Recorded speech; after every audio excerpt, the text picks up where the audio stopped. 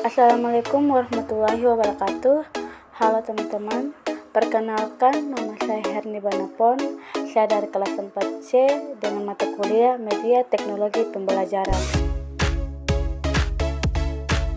Nah, teman-teman, pada video pembelajaran kali ini kita akan membahas tentang kebersamaan dalam keberagaman. Suku, budaya, dan agama yang berbeda tidak menghalangi Udin, Siti, Dayu, Beni, Lani, dan Edo menjalani kebersamaan. Mereka berbagi cerita tentang budaya masing-masing dan saling belajar. Hari-hari mereka penuh keceriaan dalam kebersamaan. Hari ini mereka berkumpul bersama untuk bekerja sama.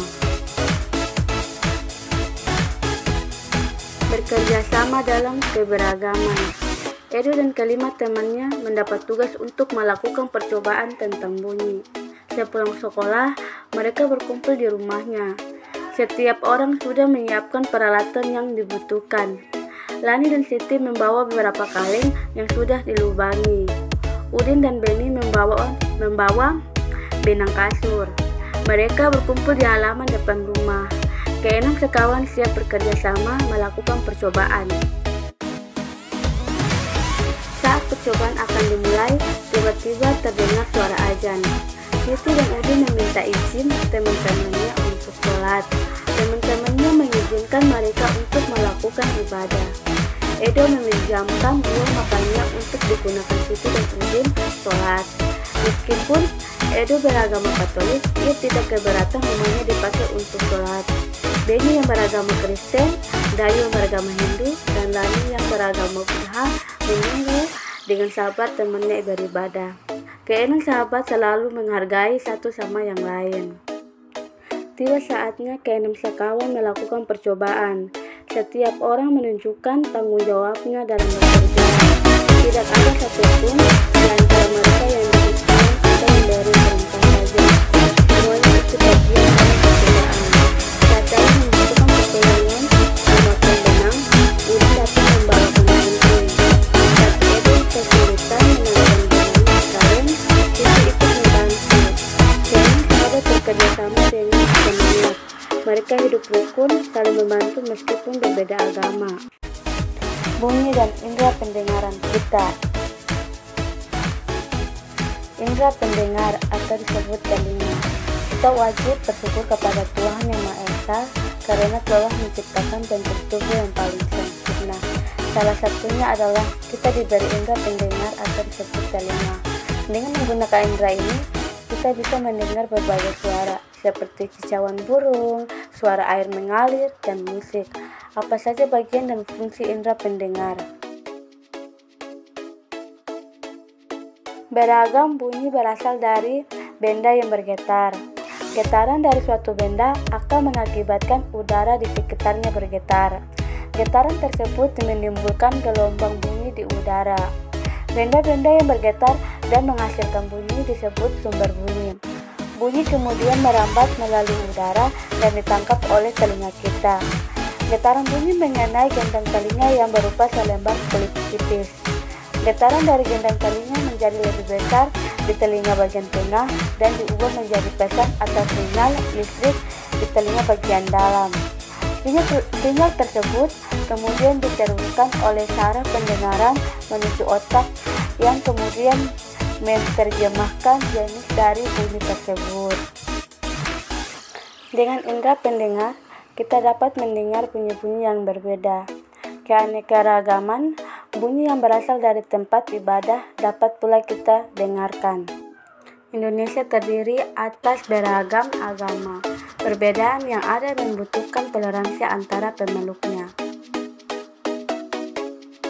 Pak Burhan selalu memulai kegiatan di kelas dengan berbagai cerita.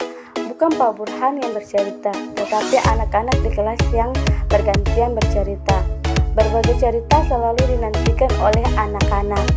Semua ingin memperoleh kesempatan bercerita. Pagi ini Pak Burhan mengajak anak-anak berbagi cerita seputar hari raya.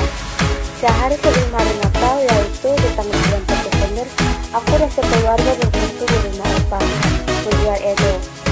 Di hari itu Oma pasti memasak makanan spesial yang jarang dimasaknya di hari lain. Berbeda juga menjadi makanan spesial yang dihidang di malam Natal. Kami sekeluarga berkumpul hingga larut malam dan mengakhiri malam dengan berdoa. Nah, kalau di hari Natal pada tanggal 5 Desember, kami sekeluarga pergi beribadah Natal di gereja. Wah, ternyata hampir sama seperti hari raya Idul Fitri ya, ujar Siti. Kami pun di hari raya Idul Fitri selalu berkumpul dan saling memohon maaf dengan kerabat dan saudara setelah ibadah di masjid, tambahnya. Iya, sama seperti itu pada hari Natal. Saat Idul Fitri juga selalu ada makanan spesial, yaitu ketupat dan opor ayam. Udin menambahkan komentar Siti. Di Bali, menjelang hari raya, galungan seluruh kampung selalu ramai dihiasi oleh penjor atau janur yang tinggi. Kami sekeluarga lebih sering pulang ke Bali menjelang hari raya. Galungan agar bisa berkumpul dengan sanak saudara di sana. Sebelum merayakan bersama, keluarga melakukan kegiatan ibadah di pura pada pagi hari, kata Dayu. Semua sudah bercerita, aku juga mau bercerita. Pak, boleh ya, hari ini banyak yang berbagi cerita, Lani. Pak Burhan dan teman-teman sekelas tertawa. Tentu saja boleh Lani, ayo sekarang giliranmu bercerita, ujar Pak Burhan. Nah, kamu pasti belum pernah mendengar cerita tentang kebiasaan keluargaku di hari raya Waisak. Sebenarnya sih tidak banyak berbeda. Ibu dan nenekku biasanya juga membuat masakan spesial menjelang hari raya Waisak. Saat ini nenekku yang paling tua, jadi semua keluarga akan datang ke rumahku untuk berkumpul pada hari Waisak. Selain menyediakan makanan untuk keluarga, pada hari tersebut biasanya kami pun berbuat kebaikan bagi orang lain yang membutuhkan. Vira, rumah ibadah kami pun dipenuhi cahaya lilin dari umat yang hadir untuk menjelang ritual ibadah di sana. Lani mengakhiri ceritanya. Berbagai cerita memang selalu menyenangkan. Kita bisa belajar dari banyak cerita, juga belajar dari teman yang berbeda, ujar Pak Burhan untuk kegiatan pagi ini. Nah, teman-teman, demikian pada video kali ini tentang kebersamaan dalam keberagaman yang kita pelajari hari ini. Sampai jumpa pada video berikutnya.